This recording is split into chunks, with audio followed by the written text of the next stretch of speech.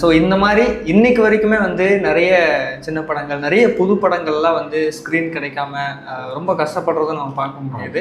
And இந்த டைமில் பார்த்தீங்கன்னா ரொம்ப அதிகமாக ரீரிலீஸ்க்கான இம்பார்ட்டன்ஸ் தான் அதிகமாக இருக்கிற மாதிரி எனக்கே பர்சனலாக ஃபீல் ஆகுது.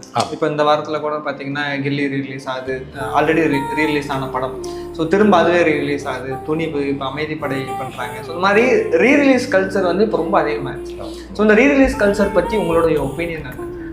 எனக்கு என்னன்னா, இங்கே ஒரிஜினலாக பண்ணிட்டு நிறைய சின்ன படங்கள் அப்படின்னு சொல்லிடுறாங்க. அதுக்குள்ளே கொண்டு வந்துடுறாங்க.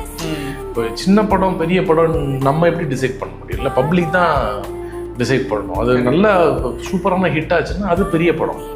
நீ பெரிய படமே ஆக விட மாட்டேங்கிறியே. எனக்கு என்னன்னா, ஒரு 3 நாள் நல்ல டைம் கொடுங்கன்னு தான் கேட்குறேன். வெள்ளி, சனி, ஞாயிறு அந்த 3 நாள் டைம் கொடுங்க. இத்தனைக்கும் ப்ரொடக்ஷன் தான் வந்து டிக்கெட்டே எடுக்கிறாங்க. அந்தந்த ப்ரொடக்ஷன் கம்பெனிலேருந்து டிக்கெட் எடுக்கிறாங்க. பப்ளிக்கு தெரியுமா என்னன்னு தெரியல. ஆனால் நிறைய டிக்கெட்ஸ் எடுத்து ஹோல்டும் பண்ணுறாங்க. நீ ஹோல்ட் பண்ண வைக்கக்கூடிய ஒரு படத்தை நீ காலையில் ஒரு 10:30 மணி ஷோ, நைட்டு ஒரு 10:30 மணி ஷோனா எப்படி ஆடியன்ஸ் வருவாங்க? நான் என்ன சொல்கிறேன், ஒரு மேட்னி ஷோ, ஒரு 3 o'clock ஷோவோ இல்லை ஈவினிங் ஷோ வந்து கொடுங்க. அதுக்குமே 100 டிக்கெட் எடுக்கிறாங்களே. அந்த மாதிரி நல்ல பெரிய பெரிய தேட்டர்ஸ் வந்து கொடுக்கணும். நிறைய டிஸ்ட்ரிபியூட்டர்ஸ் நிறைய பேர் வந்துட்டாங்க. அவங்க எல்லாம் தேட்டர்ஸோட பேசி தேட்டர்ஸ் வந்து டைரெக்டாக வந்து இப்போ ப்ரொடக்ஷன் டீம்கிட்டே கூட பேசலாம். அந்த மாதிரி ஒரு ஷோ கொடுத்தீங்கன்னா அவங்க ஹோல்ட் பண்ணுவாங்க. ஒரு 3 நாள் ஹோல்ட் பண்ணுங்க.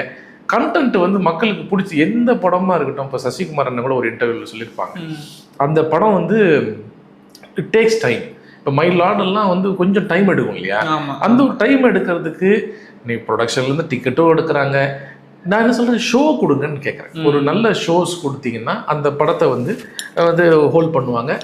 பப்ளிக் உள்ளே வர ஆரம்பிப்பாங்க. தியேட்டர் எக்ஸ்பீரியன்ஸ்னு ஒன்று இருக்குல்ல, நீ ஓடிடியில் வந்து பார்த்துடலாம் அப்படின்னு சொல்லி அதுக்கப்புறம் ஓடிடியில் வந்து ஆஹா இது தியேட்டரில் மிஸ் பண்ணிட்டோமே அப்படின்னு சொல்லிட்டு நம்ம ஃபீல் பண்ணுறதோட நீங்கள் கொடுத்தீங்கன்னா தியேட்டர்லேயும் படம் ரிலீஸ் ஆகும். நீ தியேட்டரில் படம் நல்லா ஓடிச்சுன்னா ஓடிடியில் அந்த படம் வந்து நல்ல காசுக்கு வாங்கிக்கிறேன். கண்டிப்பாக. இல்லைன்னா என்ன பண்ணுறாங்க, ரெவென்யூ ஷேரிங்னு சொல்லி ஒன்று பண்ணுறாங்க. நீ எவ்வளோ கிளிக்ஸ் இருக்கோ அதுக்கேற்ற மாதிரி காசுனா அவன் படம் போட்டும் அவ்வளோ பேர். நீங்கள் வந்து இவ்வளோ சின்ன சின்ன ப்ரொடியூசர்ஸ் தான் நிறைய வேலை வாய்ப்புகள் கொடுக்குறாங்க. இதனால தான் நிறைய வேலைகள் ஓடிக்கிட்டே இருக்கு. மக்கள் எல்லா டெக்னீஷியன்ஸ்க்கு எல்லாருக்கும் வேலைகள் கொடுக்குறாங்க. அவங்கள படத்தில் ஓட விட்டா தான் அந்த ப்ரொடியூசர் தைரியமாக அடுத்தும் ஒரு படம் பண்ணணும்னு ஒரு இதுக்கே வருவாங்க. இப்படியே போட்டு அவங்கள முடக்கிட்டிங்கன்னா ஒரு படத்தோட போயிடுவாங்க. இப்போ பெரிய அடுத்து நம்ம பார்ப்போம். அது மாதிரி நிறைய படம் நாங்கள் நடித்த படம் வட்டக்கானல், ஒண்டர்ஃபுல் சப்ஜெக்ட். அந்த படம் வந்து ரொம்ப என்ன சொல்கிறதுன்னா, அந்த படம்லாம் இப்போ ஓடவே இல்லை. ஒரு 3 நாள் அதுக்கப்புறம் அது